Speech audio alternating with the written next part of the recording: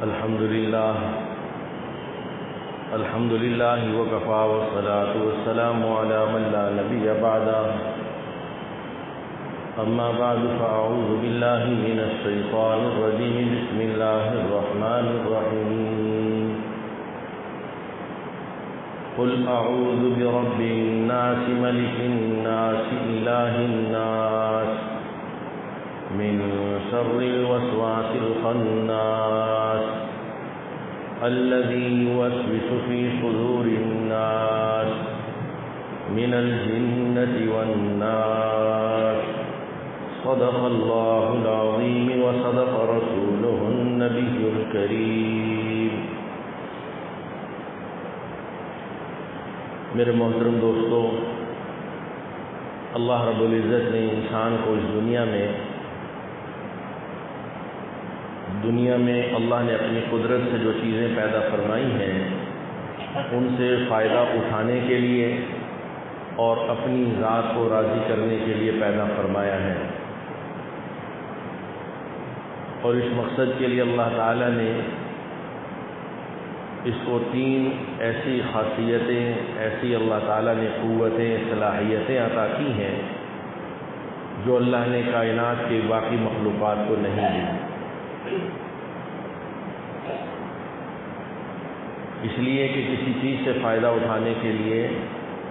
یا اللہ کو راضی کرنے کے لیے اسے علم کی پہچان کی ضرورت ہے، اور پہچاننے کے لیے اللہ تعالیٰ نے اسے سب سے پہلے حواس 5 دیے ہیں کہ آدمی دیکھ کر، سن کر، چکھ کر، سونگھ کر اور چھو کر پہچانتا ہے، علم حاصل کرتا ہے۔ لیکن دیکھنا، سننا، سونگھنا، چکھنا، یہ خاصیتیں تو سارے باقی جانوروں میں بھی اللہ نے رکھی ہیں۔ اس سے جو چیز سمجھ میں آئے وہ صحیح ہے یا غلط، اس کو پرکھنے کے لیے اللہ نے انسان کو عقل عطا فرمائی ہے، جس سے سارے کے سارے حیوانات عاری ہیں، اور انسان کی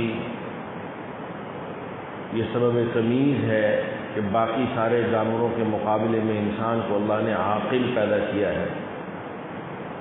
یہ اپنی عقل کے ذریعے سے اپنے علم کو پہچانتا ہے، اپنے مشاہدے کے نتائج حاصل کرتا ہے، اور اپنی عقل کے ذریعے سے بہت ساری مجہولات، یعنی وہ چیزیں کہ جنہیں یہ نہیں جانتا، ان تک یہ اپنی عقل سے پہنچتا ہے۔ وہ آنکھ سے دکھائی نہیں دیتی، وہ کانوں سے سنائی نہیں دیتی، لیکن یہ اپنی عقل کے ذریعے سے ان نتائج کو حاصل کر لیتا ہے۔ لیکن اللہ بندے سے کیا چاہتے ہیں؟ اللہ کیسے بندے سے راضی ہوں گے اور کیسے اللہ تعالیٰ اسے اپنی نعمتوں کا حقدار بنائیں گے، ان باتوں کو سمجھنے کے لیے یہ عقل بھی قاصر ہے، یہ نہیں پہچان سکتا، اپنی عقل سے یہ نہیں جان سکتا۔ اپنی عقل سے تو یہ انسان اپنی خیر اور شر کا فیصلہ بھی نہیں کر سکتا۔ اپنے لیے یہ چیز، کیا چیز اس کے لیے نفع بخش ہے اور کیا چیز اس کے لیے مضر ہے، یہ صرف اپنی عقل سے اس بات کا فیصلہ بھی نہیں کر سکتا۔ بہت دفعہ اس میں بھی اسے دھوکہ لگتا ہے۔ اللہ تعالیٰ نے تیسرا راستہ اس کو صحیح اور باطل میں تمیز کرنے کے لیے، سچ اور جھوٹ کو پرکھنے کے لیے اللہ نے اسے وحی کا ذریعہ عطا فرمایا۔ حضرات انبیاء علیہم السلام کے ذریعے سے اللہ تعالیٰ نے وحی فرمائی، اور اس وحی کے ذریعے سے اللہ تعالیٰ نے اسے علم کامل، علم صادق اور اصل علم اللہ نے اسے نصیب فرمایا۔ اس علم میں اللہ تعالیٰ نے 2 چیزیں رکھی ہیں، اور یہی انسان کے لیے امتحان ہے۔ دنیا کے اندر اللہ تعالیٰ نے جتنے احکامات ہمیں عطا فرمائے، اچھا شریعت اللہ نے ہمیں جو عطا فرمائی، اس کا ماخذ، اس کا منبع کہ ہم احکامات شریعت کو کہاں سے حاصل کرتے ہیں، اس میں سب سے پہلی چیز اللہ نے قرآن پاک کو بنایا، قرآن کو نازل فرمایا، اور پھر اللہ نے ہمیں اور آپ کو قیامت تک آنے والے انسانوں کو قرآن پاک محفوظ فرما کر دے دیا۔ خود ہی قرآن پاک کے اندر اس بات کا اعلان فرما دیا کہ اسے چونکہ ہم نے آخری کتاب بنایا ہے اس لیے قیامت تک اس کی حفاظت ہم نے اپنے ذمہ لی ہے۔ قرآن آقا نامدار صلی اللہ علیہ وسلم پر آج سے 1400 سال کم و بیش پہلے نازل ہوا، اور اب تک اس میں ایک حرف ایک نقطے کی کمی بیشی نہ ہوئی ہے اور نہ آئندہ قیامت تک ہو سکتی ہے۔ حدیث پاک میں آتا ہے نبی اکرم صلی اللہ علیہ وسلم نے فرمایا جب اللہ تعالیٰ اس نظام کو ختم فرمانے کا ارادہ کریں گے تو ایسا نہیں ہوگا کہ قرآن بدل جائے گا، قرآن اس وقت تک محفوظ ہی ہوگا۔ ایک رات انسان سوئیں گے، صبح اٹھیں گے، اللہ قرآن کو اٹھا لیں گے، سینوں سے بھلا دیا جائے گا، صفوں سے مٹا دیا جائے گا۔ قرآن اللہ اٹھائیں گے، بدلے گا نہیں، جیسا نازل ہوا ویسا ہی رہے گا اور قیامت تک رہے گا۔ جب اللہ چاہیں گے تو اسے اللہ اٹھا لیں گے۔ تو قرآن میں اللہ پاک کہتے ہیں کہ ہم نے قرآن پاک کے اندر جو آیات نازل کی ہیں اس میں کچھ محکمات ہیں، وأخر متشابہات ہیں، کہ کچھ آیات اس میں ایسی ہیں کہ جن کا معنی، جن کا مطلب بالکل واضح ہے، آدمی کو سمجھ میں ان اللہ علی کل شیء قدیر،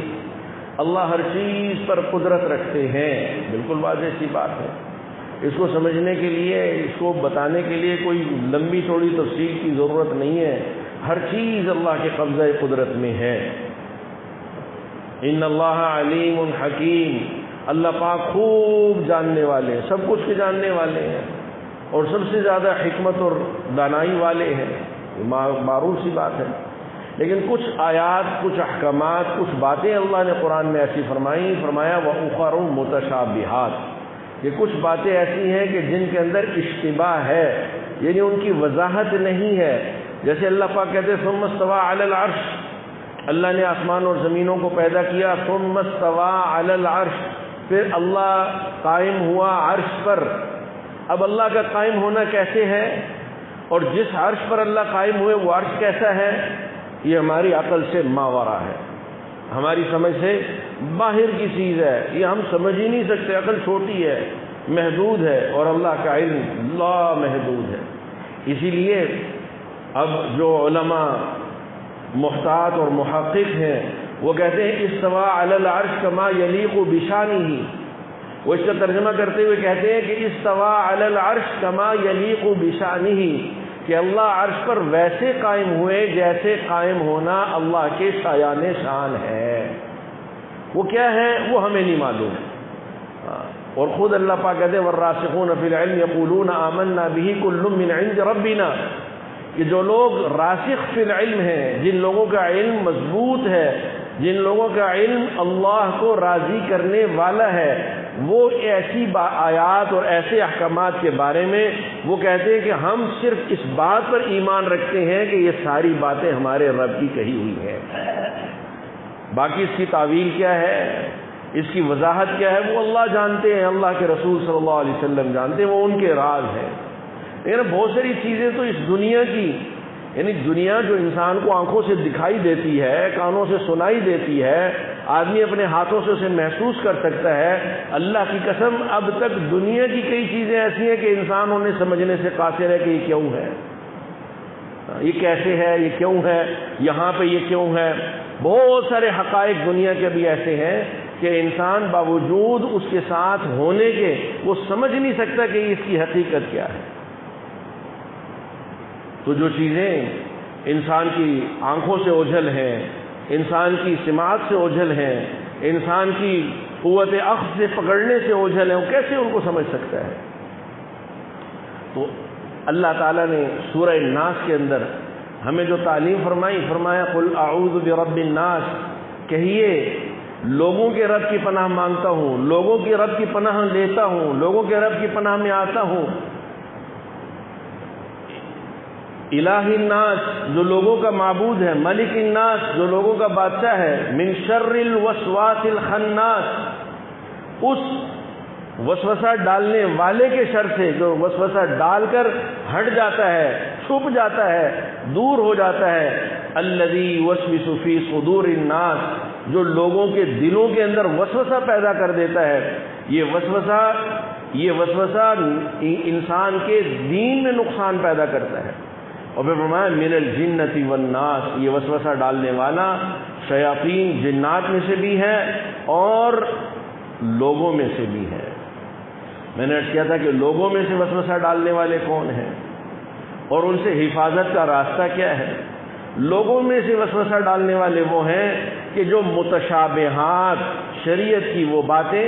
اچھا متشابہات یعنی وہ چیزیں کہ جن میں آدمی کو غور و فکر کرنی پڑتی ہے، یہ متشابہات اللہ نے رکھے ہی اسی حکمت کے لیے ہیں، رکھے ہی اللہ نے اس لیے ہیں کہ اس سے اللہ تعالیٰ ایمان والے کی اور منافق کی پہچان کروا دیتے ہیں کہ یہ ایمان والا ہے۔ ایمان والا محکمات کے پیچھے چلتا ہے کہ کہاں نماز پڑھو نماز پڑھتا ہے، کہاں جھوٹ سے بچو جھوٹ سے بچتا ہے، کہاں کہ اپنی نگاہوں کی حفاظت کرو نگاہوں کی حفاظت کرتا ہے، کہاں کہ حرام سے بچو حرام سے بچتا ہے، کہاں کہ دوسروں کے ساتھ خیرخواہی کرو خیرخواہی کرتا ہے۔ یہ ایمان والا ہے کہ جو پکی باتیں کرنے کی انہیں کرتا ہے اور جو پکی باتیں ہیں بچنے کی ان سے بچتا ہے۔ اور جو منافق ہوگا عملاً اعتقاداً، یہ دو طرح کے منافق ہوتے ہیں۔ ایک منافق وہ ہوتا ہے کہ جو اعتقاد تو قرآن پہ رکھتا ہے لیکن عملی اس کا عمل نفاق والا ہے، عمل اس کا منافقین والا، یہ عملی منافق ہے۔ اور ایک منافق ہوتا ہے اعتقادی کہ جو ظاہر میں تو مسلمان ہے باطن میں وہ اسلام بیزار ہے، باطن میں وہ اللہ کا منکر ہے، وہ قرآن کا منکر ہے۔ تو یہ جو منافق ہے یہ کیا کرے گا؟ یہ محکمات پہ نہیں چلے گا، نماز نہیں پڑھے گا، سچ اور جھوٹ میں تمیز نہیں کرے گا، حلال اور حرام میں تمیز نہیں کرے گا، حیا اور بے حیائی کے بارے میں بات نہیں کرے گا، یہ دیانت اور بددیانتی کے بارے میں نہیں سوچے گا، یہ ان چیزوں میں نہیں پڑے گا، بلکہ پڑے گا متشابہات میں ابتغاء الفتنہ وابتغاء تأویلی۔ اللہ کہتے ہیں کہ یہ فتنہ برپا کرنے کے لیے اور اپنی خواہشات من پسند تعویل گھڑنے کے لیے یہ لوگ متشابہات کے اندر بحث کریں گے۔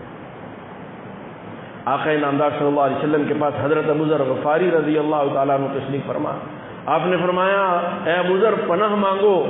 پناہ مانگو اللہ تعالیٰ کی ان لوگوں سے کہ جو لوگ لوگوں کے دلوں میں وسوسہ پیدا کرنے والے ہیں۔ حضرت ابو ذر رضی اللہ تعالیٰ عنہ نے عرض کیا کہ یا رسول اللہ وہ کیسے ہوں گے؟ آپ نے فرمایا کہ وہ اسلام اور دین کی باتیں کریں گے اور بڑی دین کے خیرخواہ ہوں، اپنے آپ کو بنا کر پیش کریں گے، لیکن ان کا مقصود ایمان والوں کے دلوں میں اللہ کے بارے میں شبہ پیدا کرنا ہوگا، اللہ کی باتوں کے بارے میں شبہ پیدا کرنا ہوگا۔ میرے محترم دوستوں، اور یہ قرب قیامت میں یہ چیزیں بڑھتی چلی جا رہی ہیں، اس لیے کہ ہم لوگ اللہ کے حبیب کے زمانے سے دور ہو رہے ہیں اور قیامت کے ہر دن قریب ہو رہے ہیں۔ قیامت تو آنی ہے، اس کا وقت مقرر ہے، ہم ہر روز قیامت کے قریب ہوتے چلے جا رہے ہیں، یہ چیزیں بڑھتی چلی جا رہی ہیں کہ بہت سارے آپ کو بہت سارے مفسر، بہت سارے محقق، بہت سارے اسلامی اسکالرز ایسے سننے کو ملیں گے کہ جو ایسی لمبی لمبی بحثیں اور ایسی پیچیدہ بحثوں کو چھیڑ کر عوام الناس کے سامنے بیٹھے ہوئے ہوں گے اور لوگوں کو ان کے اندر الجھائیں گے کہ مقصود کیا ہے؟ مقصود یوسوس فی صدور الناس، لوگوں کے دل کے اندر وسوسہ، دین کے بارے میں، احکامات دین کے بارے میں وسوسہ پیدا کر دینا ہے۔ میں نے عرض کیا کہ محکمات کی بات نہیں کریں گے۔ محکمات کیا ہے؟ لیکن میں نے پچھلے جمعے اشارتاً ایک بات عرض کی تھی اور وہ بھی ایک اتفاقی امر تھا کہ باہر پنکھے چل نہیں رہے صحن میں، آج تو الحمدللہ موسم کافی بہتر ہے، پچھلے گزشتہ جمعہ شدت کی گرمی تھی اور صحن میں مجمع بیٹھا ہوا ہے، لیکن مسجد کے ساتھ آدمی اپنے گھر میں جاتا ہے بیٹھنے سے پہلے پنکھا آن کرتا ہے، کیوں؟ انسیت ہے، اپنا گھر ہے، اس کے ساتھ اس کا تعلق ہے، اسے اجنبیت نہیں ہے۔ کسی دوسرے کے گھر میں مہمان گیا، اگر اس کے ساتھ بے تکلفی ہے تو وہاں پہ بھی بیٹھنے سے پہلے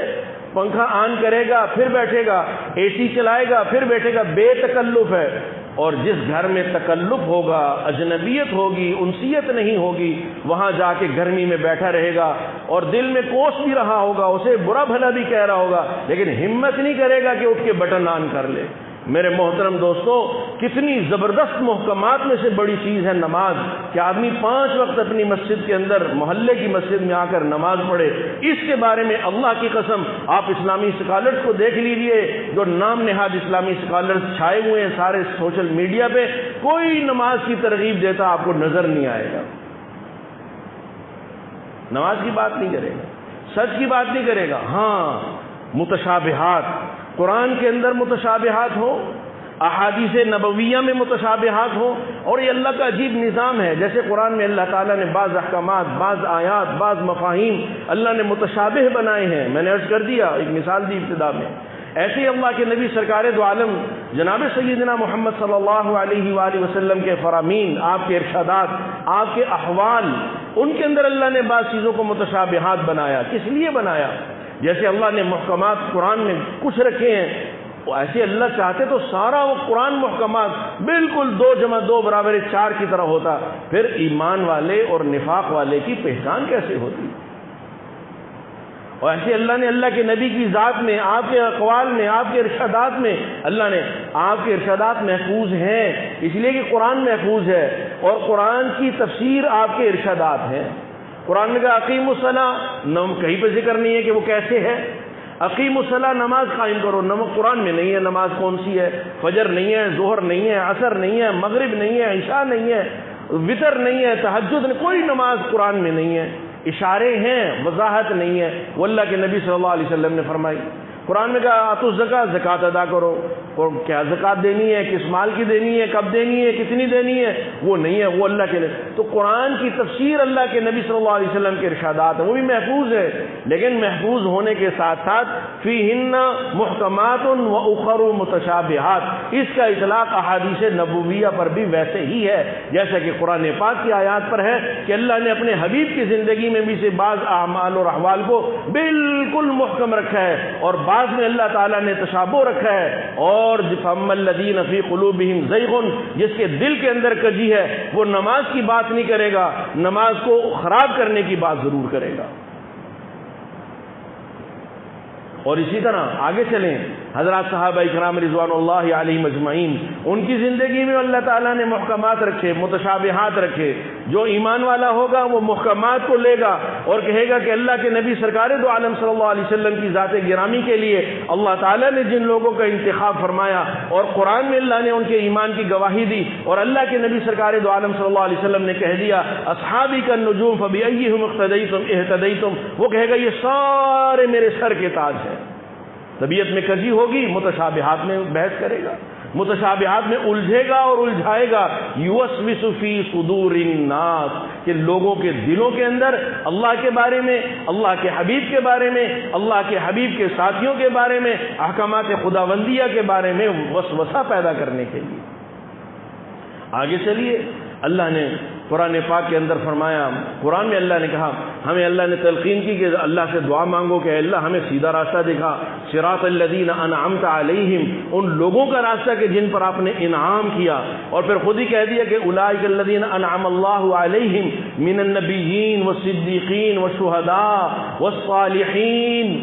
اب یہ صالحین قیامت تک یہ طبقہ چلے گا، اس لیے کہ ہمیں حکم ہے کہ ہم اقتدا کریں صالحین کی،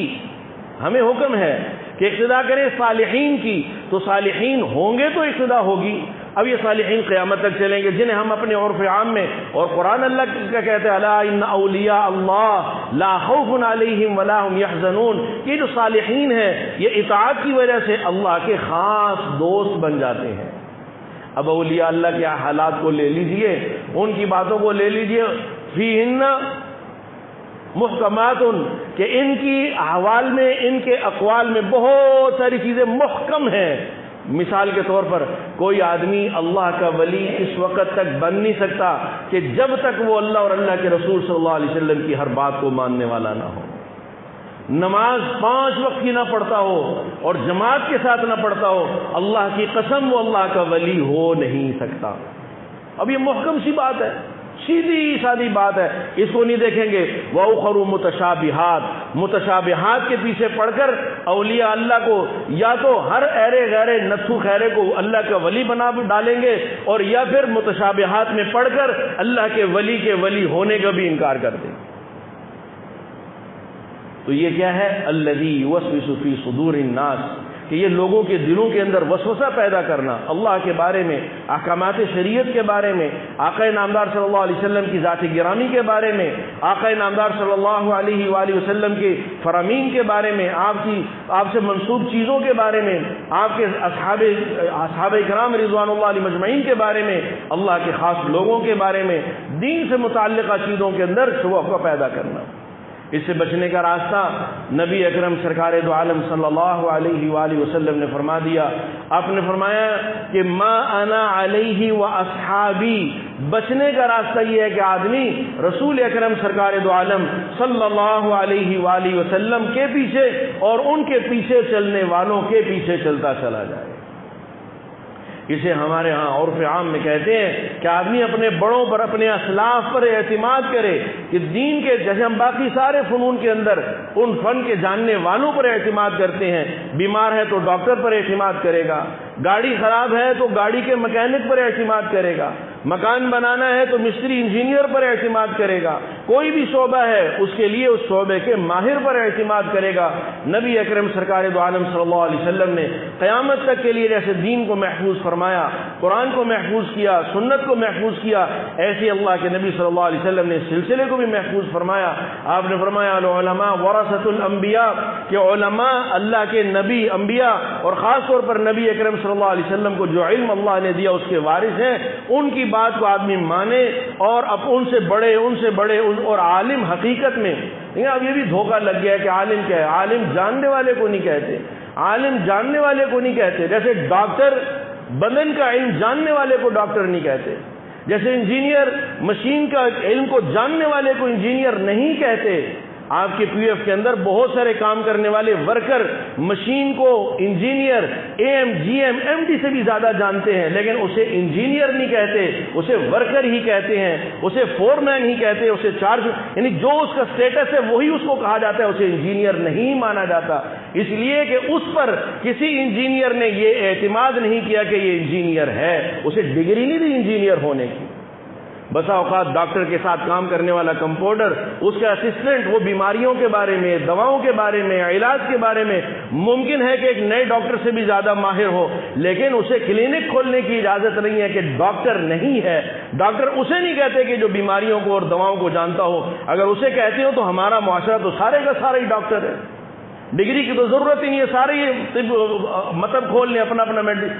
کلینک کھول لیں، اس لیے کہ سارے بیماریاں بھی جانتے ہیں، دوائیاں بھی جانتے ہیں۔ ڈاکٹر اسے کہتے ہیں کہ جسے ڈاکٹر یہ کہے کہ یہ ڈاکٹر ہے،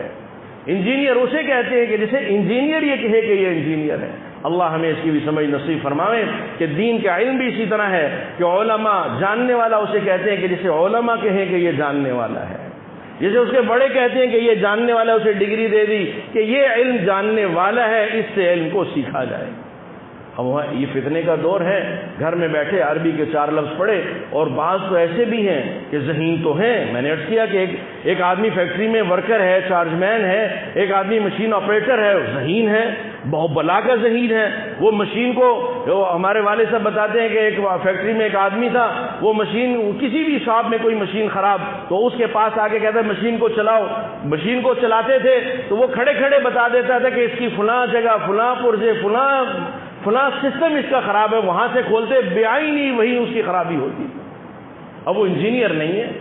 اس پہ نہ انجینئر کی ڈگری، نہ انجینئر کا عہدہ، نہ انجینئر کی سہولتیں، وہ رہے گا وہی جو ہے۔ اللہ ہمیں اس کی سمجھ نصیب فرما دے۔ الذی یوسوس فی صدور الناس، اب جانتا کچھ بھی نہیں ہے، ذہین ہے، تو ذہین ہونے کا یہ مطلب نہیں ہے کہ وہ اپنی ڈاکٹری کی دکان کھول لے، یہ مطلب نہیں ہے کہ وہ فیکٹری میں اس بات کا دعویٰ کر دے کہ مجھے ایم ڈی بنایا جائے اس لیے کہ میں ساری فیکٹری کی مشینوں کو ساروں سے زیادہ جانتا ہوں۔ نہیں، کبھی بھی نہیں ہو سکتا، ممکن ہی نہیں ہے، ضابطہ نہیں ہے، طریقہ نہیں ہے، ایک روایت ہے، ایک نظام ہے، وہ سارے کا سارا درہم برہم ہو جائے گا۔ ایسے ہی اگر ایک آدمی بہت ذہین ہے اور ہر مسئلے میں بحث کر لیتا ہے، لیکن اس کا یہ مطلب نہیں ہے کہ وہ مقتدا اور پیشوا اور رہبر اور رہنما بن جائے۔ الذی یوسوس فی صدور الناس، ہوگا کیا کہ وہ بہت ساری باتیں صحیح کرے گا، یقیناً کرے گا، لیکن ایک بات اتنی غلط کرے گا اور اس پر ڈٹ جائے گا، اسے خود بھی ادراک نہیں ہوگا۔ بسا اوقات تو ادراک ہوگا لیکن اسی ایک بات کے لیے تو وہ 99 سچ بول رہا ہے کہ اس کا یہ 100واں جھوٹ بھی سچ سمجھا جائے، اور بسا اوقات اس کو ادراک ہی نہیں ہوگا۔ اس لیے کہ یہ یاد رکھیے کہ آدمی کو جہاں آدمی کو علم دماغ سے ملتا ہے وہاں تربیت صحبت سے ہوتی ہے، وہاں تربیت صحبت سے ہوتی ہے۔ جس کو ڈگری انجینئرنگ کی ملی، اس کو کیوں ملی کہ اس نے انجینئرز کی صحبت اختیار کی ہے۔ جس نے ڈگری ڈاکٹری کے لیے کیوں لی؟ اس لیے کہ اس نے 4 سال ڈاکٹروں کی صحبت اختیار کی ہے۔ ایسے ہی ایک آدمی بہت ذہین ہے، قرآن اور حدیث کو بیان کر سکتا ہے، لیکن علماء اہل اللہ والوں کی صحبت میں نہیں رہا، اس کے لیے ہر وقت یہ خطرہ موجود ہے کہ کہیں بھی اپنی، اور اللہ کے نبی نے اس بات کو بڑا واضح فرمایا۔ آپ نے فرمایا کہ جس شخص نے قرآن پاک کے بارے میں یا میری احادیث کے بارے میں، 2 الگ الگ روایتیں ہیں کہ قرآن کی تفسیر کے بارے میں، میری حدیث کے بارے میں اپنی رائے سے کوئی بات کہی تو یہ اپنا ٹھکانہ جہنم میں بنا لے، فَلْيَتَبَوَّأْ مَقْعَدَهُ فِي النَّارِ۔ اور ایک حدیث میں تو یہ بھی فرمایا اس نے کہی اپنے رائے سے اور وہ بات ٹھیک بھی تھی لیکن اس نے نقل نہیں کی بلکہ اس نے عقل سے کہی، آپ نے فرمایا یہ شخص بھی گمراہ ہے۔ اس لیے کہ یہ بات سمجھ لیجئے کہ جو دینی علوم ہے یہ عقلی نہیں ہے، نقلی ہے، یہ نقلی ہے۔ حتیٰ کہ آقا نامدار سرکار دو عالم صلی اللہ علیہ وسلم بھی عقل سے نہیں کہتے تھے، نقل سے کہتے تھے۔ قرآن میں 20 جگہ ہے یسألونک، یہ آپ سے پوچھتے ہیں، یسألونک ماذا ينفقون، یسألونک عن المحیض، یسألونک عن الشہر الحرام، یسألونک یہ آپ سے پوچھتے ہیں لیکن آپ خاموش رہتے ہیں، آپ جواب نہیں دیتے۔ حالانکہ اللہ کی قسم روئے زمین کے سارے انسان بشمول تمام انبیاء علیہم السلام، بشمول ساری دنیا کے عقلاء، ان کی عقلوں کو جمع کیا جائے، جو عقل اللہ نے اپنے حبیب سرکار دو عالم صلی اللہ علیہ وسلم کو دی ہے اس کا عشر عشیر نہیں ہو سکتا۔ لیکن معاملہ شریعت کا عقل کا نہیں ہے، نقل کا ہے۔ قرآن کہتا ہے کہ آپ سے پوچھتے ہیں، آپ خاموش رہتے ہیں، قل، اب آپ کو ہم نے بتا دیا، اب آپ ان کو اس سوال کا یہ جواب دے دیں۔ اور احادیث میں 20 جگہ پہ آتا ہے کہ صحابی نے حضور اکرم صلی اللہ علیہ وسلم سے سوال کیا کہ یا رسول اللہ فلاں عمل کے بارے میں آپ کیا فرماتے ہیں؟ آپ خاموش۔ آپ نے کہا کہ کوئی جواب نہیں، خاموش۔ کیوں؟ اس لیے کہ جواب اوپر سے آئے گا۔ قرآن حدیث یہ جتنا شریعت کا علم ہے یہ نقلی ہے، اس میں عقل کا استعمال اس قدر ہوگا جتنا نقل اجازت دے گی، ورنہ بسا اوقات عقل شریعت کے مقابلے میں آ کر وہی بگاڑ کا، گمراہی کا، بربادی کا، تباہی کا باعث بنتی ہے۔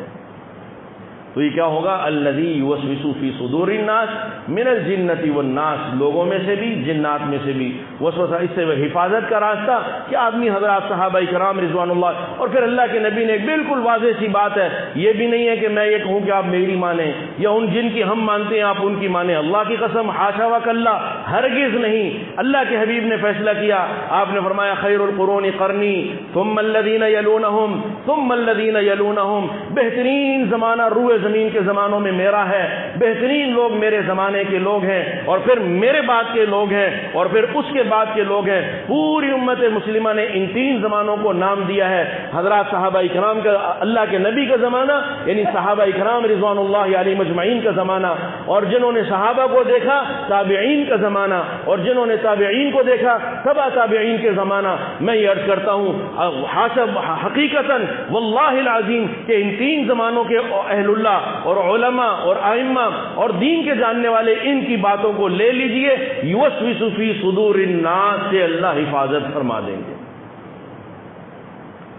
اور یہ ہوگا، یہ تو بھی بہت تھوڑا ہے، جو آگے بڑھتے چلے جائیں گے فتنے بڑھتے چلے جائیں گے۔ آپ نے فرمایا کہ ایمان والا ایک سے نکلے گا دوسرے میں پھنسے گا، اس سے نکلے گا اس میں پھنسے گا۔ جیسے تسبیح کا دھاگا ٹوٹ جائے تو موتی پے در پہ گرتے ہیں، ایسے پے در پہ فتنے ظاہر ہوں گے۔ اور اللہ کہہ رہے ہیں کہ یہ فتنہ ہے ابتغاء الفتنہ وابتغاء تأویلہ، اما الذین فی قلوبہم زیغ، دل کے اندر کجی ہے تو وہ احکامات شریعت میں سے وہ باتیں نکالیں گے کہ جو لوگوں کو گمراہ کرنے کا باعث بنے۔ قرآن میں سے وہ نکالیں گے یضل بہ کثیرا، اللہ کہتے ہیں کہ قرآن کے ذریعے سے لوگ گمراہ ہوتے ہیں. کہتے ہیں صاحب قرآن ہی تو بیان کر رہا ہے، اللہ کہہ رہے ہیں کہ یضل بہ کثیرا، اس کے ذریعے سے لوگ گمراہ ہوتے ہیں. کیوں؟ اس لیے کہ وہ اس میں سے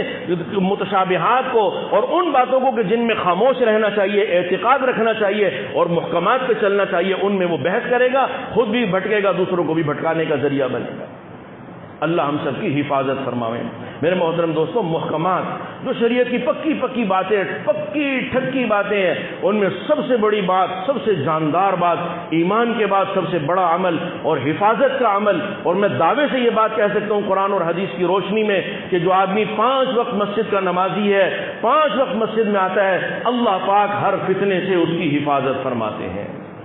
اس لیے کہ یہ اللہ کے گھر میں آتا ہے تو جیسے بیٹری چارج ہو جاتی ہے، کہ جیسے ہم سمجھتے ہیں کہ کہتے ہیں اس کو ریفریش کر دیا، جیسے ہم سمجھتے ہیں کہ اس کو اپڈیٹ کر دیا، یہ ایمان والا مسجد میں آتا ہے، اس کا سافٹ ویئر اپڈیٹ ہو جاتا ہے اور یہ ریفریش ہو جاتا ہے، محفوظ ہو جاتا ہے، یہاں سے یہ نور لے کے جاتا ہے. 5 مرتبہ کیوں بلایا ہے؟ کہ 5 مرتبہ آئے گا، دھل جائے گا، جو بھی میل کچیل ہوگا اللہ اس سے حفاظت فرمائیں گے. مسجد سے کٹا ہوا ہوگا تو یہ کٹی پتنگ کی طرح ہے، کب پتہ نہیں کس جھاڑی میں جا کے پھنسے گا. اللہ پاک ہمیں مسجد سے تعلق نصیب فرمائے. اور اس کا راستہ بہت آسان ہے کہ طے کر لیا جائے کہ 5 نمازیں تو مسجد میں ہر حال میں پڑھنی ہے. مرتے جیتے جیسے نوکری کرتا ہے آدمی، مر رہا ہو، دل کر رہا ہو، نہ کر رہا ہو، بسا اوقات تو آدمی بیزار ہو جاتا ہے، لیکن پھر بھی کہتا ہے کہ ریٹائرمنٹ تک چلتے رہیں گے، خیر ہے، کوئی بات نہیں ہے، اب گزارا کریں گے، برداشت کریں گے. تو اللہ کے لیے اگر 4 لقموں کے لیے آدمی برداشت کرتا ہے، ذلت خاری ہر چیز کو، تو اللہ کے لیے تو یہ تو ذلت ہے ہی نہیں ہے، یہ تو عزت ہے. جو یہاں جھک گیا وہ ساری دنیا کا سب سے عزیز ترین انسان ہے. تو اللہ سے مانگا جائے اور اس بات کو اپنی ذات کے بارے میں طے کیا جائے کہ 5 وقت کی نماز یہ ہر فتنے سے حفاظت کا ذریعہ ہے. مسجد سے تعلق ہوگا، نبی اکرم سرکار دو عالم صلی اللہ علیہ وسلم نے فرمایا کہ جس آدمی کا مسجد سے تعلق ہوگا اللہ پاک اسے ہر فتنے سے ہی محفوظ فرمائیں گے. اور وہ ایسے ہے جیسے قلعے میں محفوظ ہے، جیسے قلعے میں محفوظ ہے، جیسے قلعے میں آدمی محفوظ ہوتا ہے دشمن کے حملے سے، جیسے بنکر کے اندر محفوظ ہے دشمن کے حملے سے، اللہ کے نبی نے فرمایا مسجد میں آنے والا ایسے ہی ہر فتنے سے محفوظ ہے. تو یہ معوذتین میں اللہ نے ہمیں یہ بتایا ہے اور یہ سکھایا ہے. اللہ پاک ہمیں ان کا بھی اہتمام نصیب فرماویں اور اپنے گھر کا بھی قلبی تعلق نصیب فرماویں. وآخر دعوانا الحمدللہ رب العالمین.